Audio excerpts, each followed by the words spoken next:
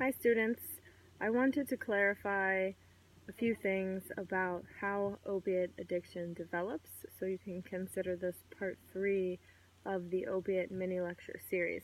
So as we've discussed before, the body has natural receptors for certain substances. Specifically, we've discussed the endocannabinoid system as well as the endogenous opioid receptors. So in this particular discussion, we're going to focus on the opioid receptors. So if you can imagine, you have these receptors, like these little cups, right? And a person takes a drug, an opiate, and the receptor then is full of these molecules, the opiates. And what happens over time is, let's say there's a person who was prescribed an opiate for whatever reason, and they take this opiate over the course of a few months.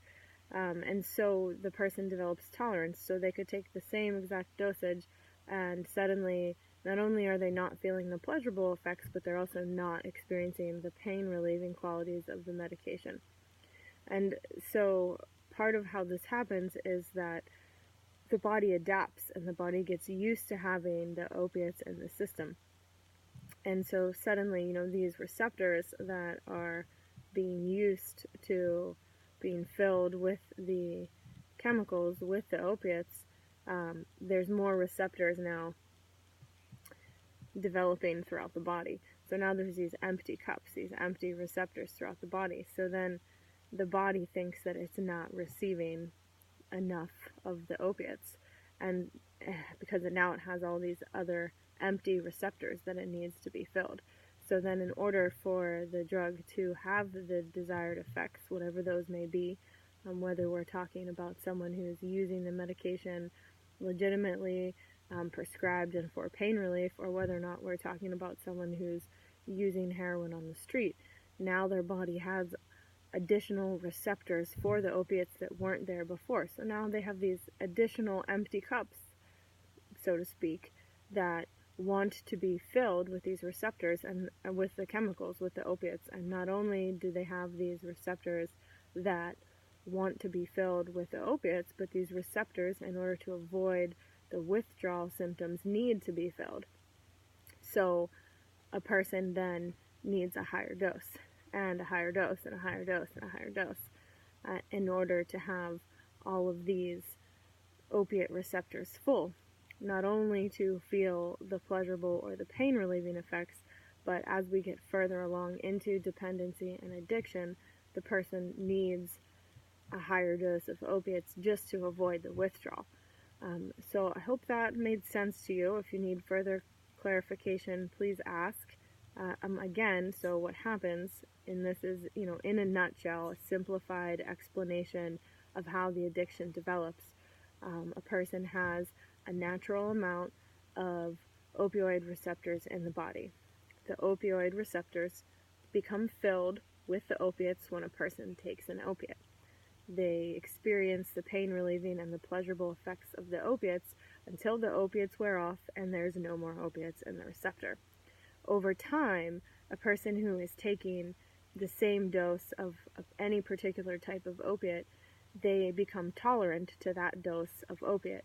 So the body then produces additional opiate receptors to be filled with the opiates. So the person then, to reach the desired effect, needs a higher dose of opiates. And again, withdrawal, as the body processes the opiates out of the system, you have now, for someone who's already become physically dependent, now you have all of these additional receptors that need to be filled.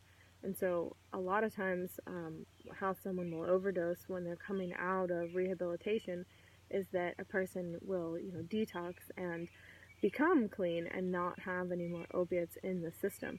And then when they get out of rehab or jail, for example, they don't necessarily realize how sensitive they've become to the substance, and so they may use the same dose that they were using prior to detoxing, prior to going to rehabilitation or jail, for example, and then the body then will overdose because in a lot of ways it's lost that tolerance. So in a similar conversation, which we will discuss in greater detail when we get to the week that focuses more on treatment modalities.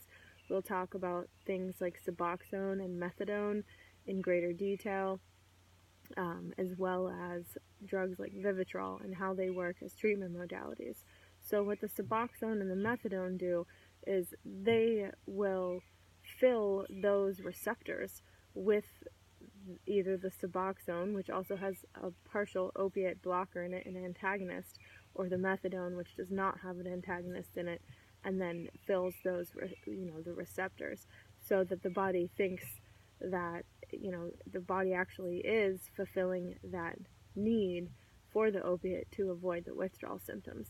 And so again, we'll talk, so how is that any different, whether you're filling the receptors with methadone, Suboxone, heroin, oxycodone, morphine, Dilaudid, whatever, like you're still filling the receptors, right? So why do people believe that medication-assisted treatment is ethical, effective, and not just an example of replacing one drug with another drug?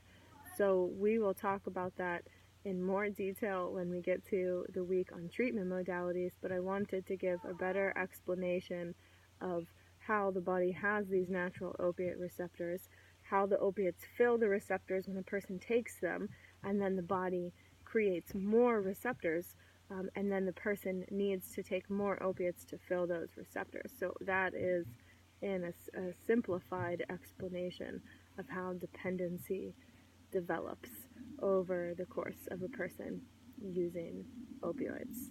Thanks very much for your time, and see you soon.